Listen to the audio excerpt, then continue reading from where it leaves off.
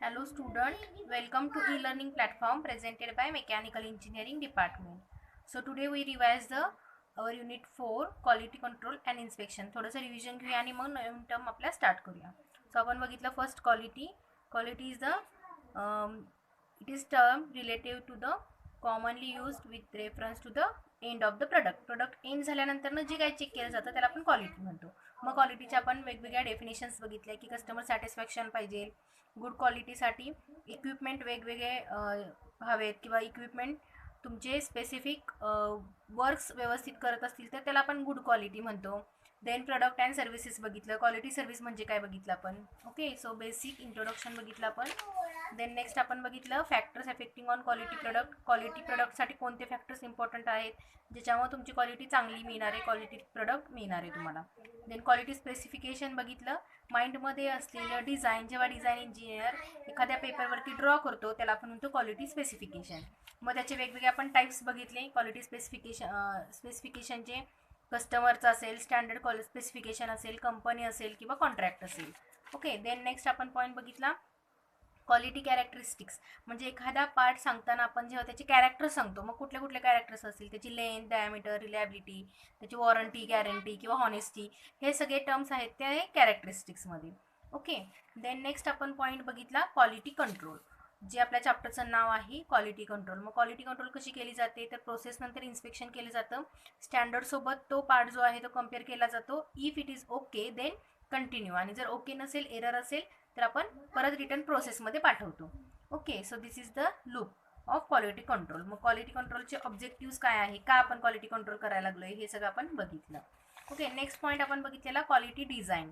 आता quality design म्हणजे काय, whenever we draw the drawing, म्हणजे आपण एखादं ड्रॉइंग ड्रॉ केलं म्हणजे स्पेसिफाईड केलं तर ते ॲज पर स्पेसिफिकेशन डिटेलमध्ये लिहिणं म्हणजे डिझाईन झालं, त्याला आपण क्वालिटी डिझाईन म्हणतो. म्हणजेच टॉलरन्स देणं, त्या टॉलरन्सप्रमाणे जे स्पेसिफिकेशन तुम्ही ड्रॉ केलेलं आहे त्याच्यानुसार बनवणं म्हणजे काय झालं तुमचं क्वालिटी डिझाईन. ओके, मग ह्याच्यात कुठले कुठले फॅक्टर्स असतात, स्ट्रेस असतो, शॉक्स असतात, वियर्स, टियर्स किंवा व्हायब्रेशन, फेल्युअर, हे सगळं आपण क्वालिटी डिझाईनमध्ये डिफाईन करत असतो. देन आपण बघितलं क्वालिटी कन्फर्मन्स, जे तुम्ही डिझाईन ड्रॉ केले त्याच्याप्रमाणेच तुमचा पार्ट तयार झालेला आहे का. Product can confirm as per the design is called as a quality conformance. Okay, त्याला कन्फर्मन्स म्हणायचं. देन नेक्स्ट आपण बघितलं quality performance, how product is work or how product is work well is called as a performance. म्हणजे तो जो product तुम्ही तयार केला आहे तो काम कसा करतोय, मॅन्युफॅक्चर्ड प्रोडक्ट आहे त्याचा परफॉर्मन्स कसा आहे, त्याला आपण म्हणतो क्वालिटी परफॉर्मन्स. क्वालिटी परफॉर्मन्स म्हणजे काय की क्वालिटी डिझाईन आणि क्वालिटी कन्फर्मन्स एकत्र आलं तर तुमचा जो प्रोडक्ट आहे तो क्वालिटी परफॉर्मन्स असणार आहे, बरोबर. म्हणजे चांगला डिझाईन क्वालिटी असेल, क्वालिटी कन्फर्म असेल तर तुमचा प्रोडक्ट पण काय होणार आहे, वेल परफॉर्म करणार आहे. ओके, म्हणजे मार्केटमध्ये तो चांगला चालणार आहे. देन नेक्स्ट आपण आता पॉईंट आजचा जो स्टार्ट करणार आहोत तो आहे reliability. So reliability it is the ability of product to perform the required function and give the satisfactory performance at stated condition for stated period of time without failure. म्हणजे simply it is the capability of product not to break down when it is in use. तर reliability म्हणजे काय की एखादा product तुमचा किती दिवस चालणार आहे. ओके, त्याला आपण काय म्हणतो रिलायबिलिटी.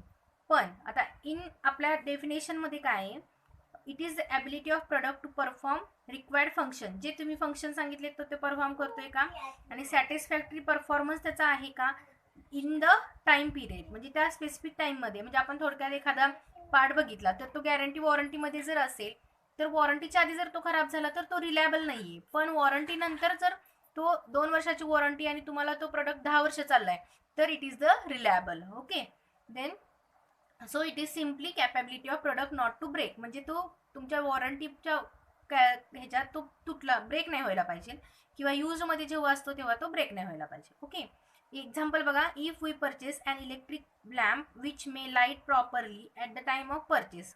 एखादा इलेक्ट्रिक लॅम्प तुम्ही घेतलाय, तो घेताना तुम्ही त्याची लाईट व्यवस्थित आहे, but may burn off after 200 hours, पण 200 hours नंतर तो काय झाला, बर्न ऑफ झाला, then it's is not said to be reliable. मग आपण त्याला रिलायबल म्हणणार नाही. ओके, नाव द रिलायबिलिटीचे सेकंड रिलायबिलिटी गोल्स काय असतात. रिलायबिलिटी गोल्स काय आपल्याला एम असतं रिलायबिलिटीचं. Reliability of product improved by various techniques at a time of designing of product. Designing करताना रिलायबल प्रोडक्ट राहण्यासाठी वेगवेगळ्या टेक्निक्स यूज केले जातात. For this aim to be achieve by finalize product called reliability. Okay. Then reliability goals, मग ह्याला आपण reliability goals म्हणतो. हे जे काय आपलं एम आहे फायनलाइज प्रोडक्टवरती ते अचीव करणं म्हणजे रिलायबिलिटी गोल आहे. ओके. मग एक्झाम्पल काय काय आहे तर fixing the mean time between the failure. Fixing the mean, so basically goals fixing the mean time between the failure म्हणजे एक्झाम्पल काय आहे. आता आपण काय करायला लागलो, रिलायबिलिटी अचीव करायला लागलोय. ओके. मग रिलायबिलिटी अचीव करणं म्हणजे काय, आता ह्याचं एक्झाम्पल काय आहे तर fixing the mean time. Two wheeler असेल एखादी, तर टू व्हीलरची क्लच वायर जी आहे it can occur after every 10,000 kilometre, म्हणजे 10,000 किलोमीटर नंतर हा फेल्युअर होऊ शकतो. ओके. मग आपल्याला स्पेसिफिक तेवढा टाइम त्याला रिलायबल करायचं आहे. ओके. म्हणजे आपलं हे गोल आहे की एक साधारण तुमची क्लच वायर जी आहे ती 10,000 किलोमीटरपर्यंत वेल चालली पाहिजे. Okay. Then fixing the mean life to first failure. आता ह्याच्यात काय आहे फर्स्ट फेल्युअरमध्ये, तर फॉर एक्झाम्पल एखादा इलेक्ट्रिक बल्ब आहे साधारण 1,00,000 हवर्स नंतर त्याची मीन लाईफ जी आहे त्याचं फर्स्ट फेल्युअर व्हायला पाहिजे. ओके. फर्स्ट फेल्युअर तेव्हा होतंय. मग हे आपण फिक्सिंग केलं timing. Then fixing the wear out time for the product. Wear out of product wear out कधी होणार आहे. मग for example tyre wear out after the 30,000 kilometre. 30,000 kilometre नंतर टायर विअर आउट होतो. म्हणजे हे आपण अचीव करणं आपलं रिलायबिलिटी गोल्स आहे. ओके. म्हणजे हे स्पेसिफिक व्हेकल्सबद्दल सांगितलं. असं प्रत्येक प्रोडक्टला रिलायबिलिटी गोल असतं, त्याच्यानुसार तो प्रोडक्ट तयार केला जातो. Okay. So now next one is finalising the reliability goals. मग कसे फायनलाइज केले जातात. It can be finalise by 3 phase procedure. 3 phase procedure असतात. फर्स्ट असतं बजेटिंग, म्हणजे it make up higher level product तयार करण्यासाठी. Then prediction, prior performance data, expected failure calculation. The prediction म्हणजे काय तर आधीच प्रेडिक्ट करायचं ॲज पर द डेटा, जो ऑलरेडी परफॉर्मन्सचा डेटा असेल prior to expected failure calculation करून ठेवायचं की हा इथे एक्सपेक्टेड कॅल्क्युलेशनली फेल्युअर होईल पार्ट्स एखादा. Then analysis of stronger and weaker section to improve the design if necessary. मग जी काय स्ट्रॉंगर आणि वीकर सेक्शन आहे त्याचं अनालिसिस केलं जातं आपलं डिझाईन इम्प्रूव्ह करण्यासाठी. ओके. जर गरज असेल तर हे 3 फॅक्टर्स आहेत ज्याचा यूज करून आपण काय करतो रिलायबिलिटी गोल फायनलाइज करत असतो. देन नेक्स्ट आहे मेथड्स ऑफ इम्प्रूव्हिंग रिलायबिलिटी. मग आता रिलायबिलिटीची इम्प्रूव्हिंग करायसाठी बघा काय काय आहे. Simplicity of product design. Then product should be easily serviceable पाहिजे तो. सेफ ड्युरिंग द ऑपरेशन करताना सेफ हवा. Then made product more stronger to face the environment condition face करण्यासाठी तो प्रोडक्ट स्ट्रॉंगर हवा. Design system in such a way that some parts must fail before the system failure. आता ह्या पॉईंटमध्ये काय आहे तर काही पार्ट्स असे असतात की तुमची सिस्टीम खराब व्हायच्या अगोदर ते पार्ट्स फेल्युअर व्हावेत, त्या पद्धतीनंच ते बनवले जातात. का, कारण ते पार्ट्स तुम्हाला परत चेंज करून मग तुमची जी काय सिस्टीम आहे ती आणि जास्त चालावी म्हणून. मग फॉर एक्झाम्पल की आहे किंवा वॉल्स आहेत, प्रेशर कुकरच्या वॉल असतील, फ्यूज असेल, तर हे पार्ट्स जे आहेत ते सिस्टीम खराब व्हायच्या अगोदर हे खराब होतात. म्हणजे हे पार्ट्स तुम्ही परत रिपेअर केले की तुमची सिस्टीम आणि चांगली रिलायबल राहील किंवा अजून चालेल. ओके. त्याच्यासाठी काही पार्ट्स असे बनवले जातात. So it is the method of improving the reliability improve करण्याच्या ह्या वेगवेगळ्या मेथड्स आहेत. Then next point is quality assurance. QA म्हणतात त्याला किंवा QA deals with the question of assuring the desired quality, reliability, service and other accept in product through the scientific technique. Simply quality assurance म्हणजे तुमचा product as per quality, desired quality आहे का, तो reliable आहे का, service आणि त्याचे other acceptance जे आहेत ते ॲज पर सायंटिफिक टेक्निक आहेत का. It called the quality assurance. म्हणजे आपण ॲश्युअर करतो की आपला प्रोडक्ट परफेक्ट आहे. मग ह्याच्यासाठी काय आहे तर it is an sum of quality design, quality conformance and quality performance. So simply quality assurance QD means design stage, QC means quality conformance in manufacturing stage. Okay, म्हणजे जसं डिझाईन काढलंय तसं ते कन्फर्म आहे का हे मॅन्युफॅक्चरिंग स्टेजमध्ये आपण बघणार. आणि QP म्हणजे क्वालिटी परफॉर्मन्स फील्ड ऑब्झर्वेशन, म्हणजे परफॉर्म कसा करतोय हे कोण सांगणार आहे तुम्हाला, तर कस्टमर सांगणार आहे, म्हणजे फील्डवरती तुम्हाला लक्षात येणार. Okay, so QA is equal to quality assurance nothing but the QD, QC and QPचं सम आहे. Okay, so advantages of quality assurance. First one is fewer defect, म्हणजे डिफेक्ट कमी येतात क्वालिटी अश्युरन्समुळं. देन सेकंड आहे लेस स्क्रॅप कमी तयार होतो. Fewer complaint कमी येतात. Higher productivity. लेस इन्स्पेक्शनची जास्त गरज लागत नाही कारण तुमचा पार्ट जो आहे तो परफेक्टच बनणार आहे.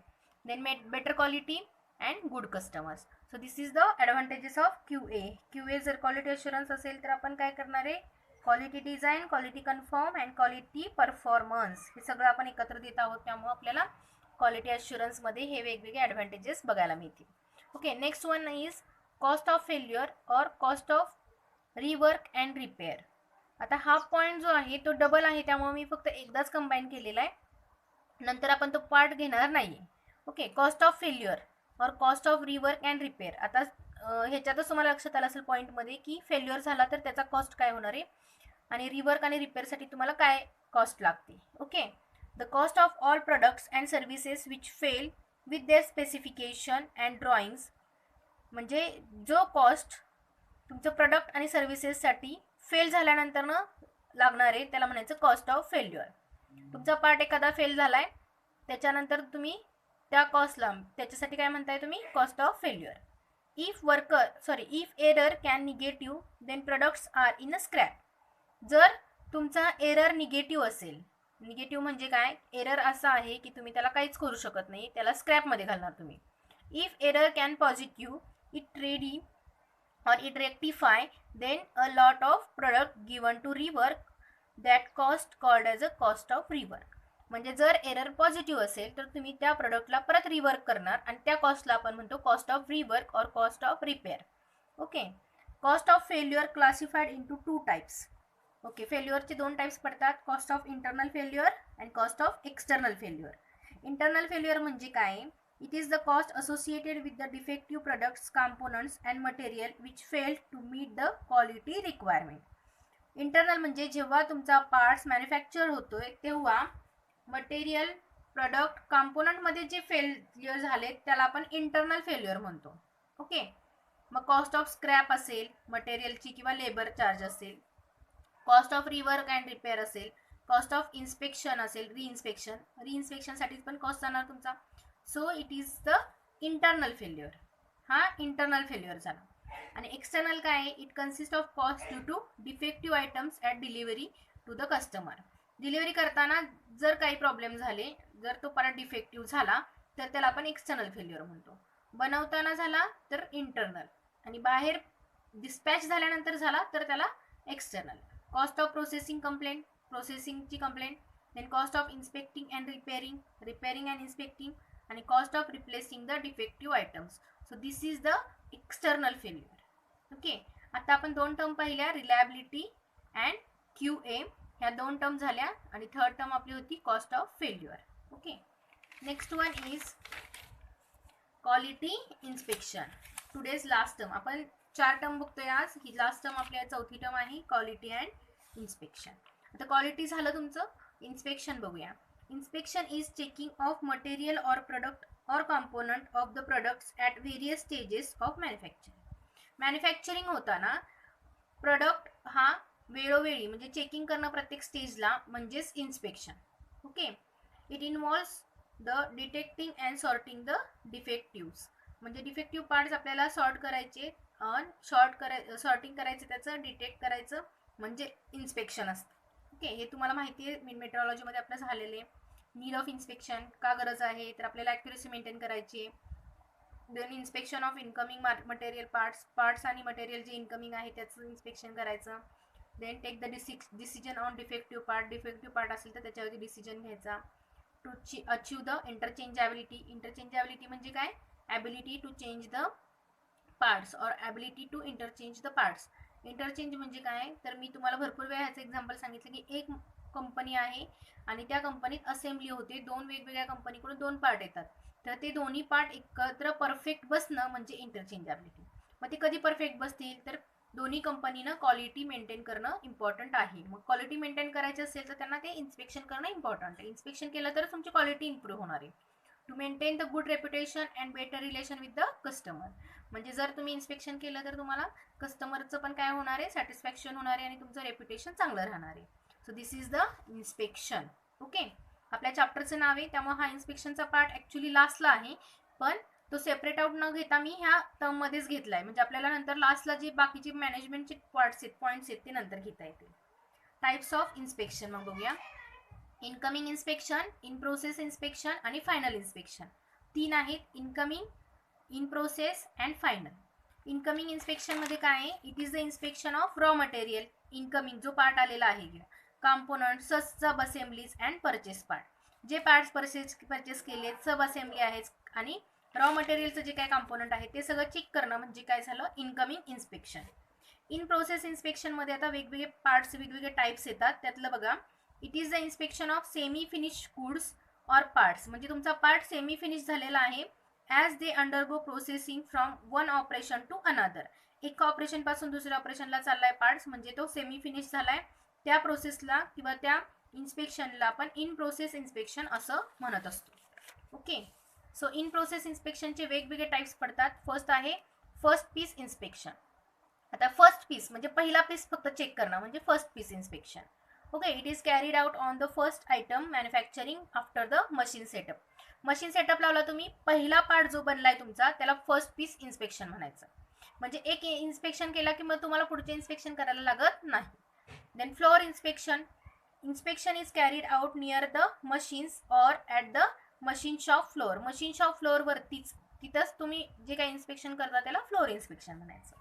Then operator inspection. ऑपरेटर स्वतः इन्स्पेक्ट करतो एखादा पार्ट तयार करता करता, त्याला म्हणायचं operator inspection. Then last piece inspection.